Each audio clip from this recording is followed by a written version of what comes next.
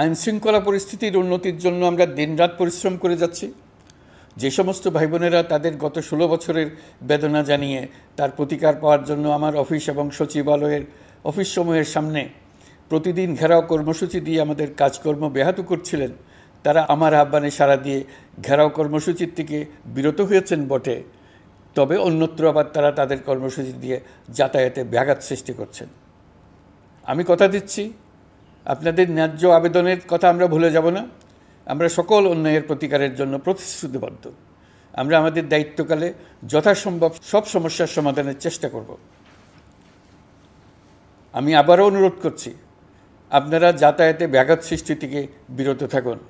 জাতি আপনাদের প্রতি কৃতজ্ঞ থাকবে। তৈরি পোশাক, ওষুধ শিল্প, এসব এলাকায় শ্রমিক ভাই বোনেরা তাদের অভিযোগ জানানোর জন্য ক্রমাগতভাবে এই শিল্পের কার্যক্রম পরিচালনা বন্ধ রাখতে বাধ্য করছেন।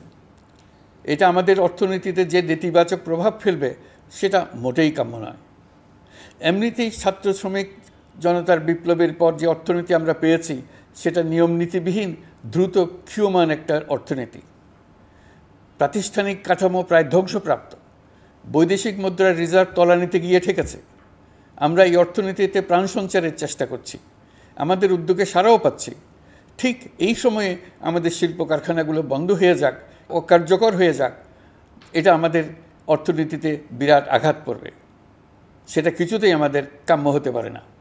শ্রমিক ভাই বোনদের অনেক দুঃখ আছে, কিন্তু সেই দুঃখ প্রকাশ করতে গিয়ে আপনাদের মূল জীবিকা বন্ধ হওয়ার উপক্রম হলে সেটা ঠিক হবে না।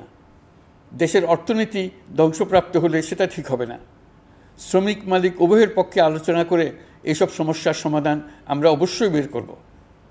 আপনারা কারখানা খোলা রাখুন, অর্থনীতির চাকা সচল রাখুন, দেশের অর্থনীতিকে সোজা হয়ে দাঁড়াতে দিন।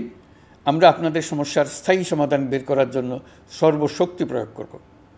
মালিক পক্ষের কাছে আমাদের আবেদন, আপনারা শ্রমিকদের সঙ্গে বোঝাপড়া করুন, কারখানা সচল রাখুন, অর্থনীতির দুর্বল স্বাস্থ্যকে সবল করে তুলুন।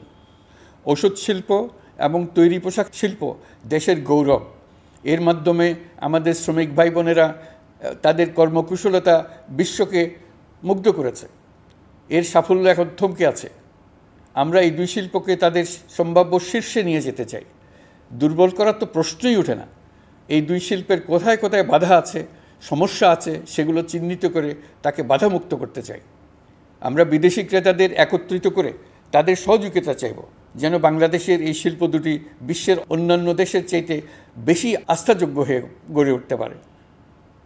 সব কিছুই সম্ভব যদি আমরা শ্রমিক মালিক সম্পর্কটা একটা নির্ভরযোগ্য, আনন্দদায়ক করে গড়ে তুলতে পারি। আমাদের সরকারের প্রথম মাস কাটল। দ্বিতীয় মাস থেকে আমরা নতুন বাংলাদেশ গড়ার ভিত্তি হিসেবে নতুন শ্রমিক মালিক সম্পর্কের সূচনা করতে চাই। এটা দেশের সবার কাম্য। দেশের নতুন প্রজন্ম নির্ভয়ে যেন তাদের ভবিষ্যৎ নিয়ে এগিয়ে যেতে পারে, আমরা সেই লক্ষ্যে কাজ করছি।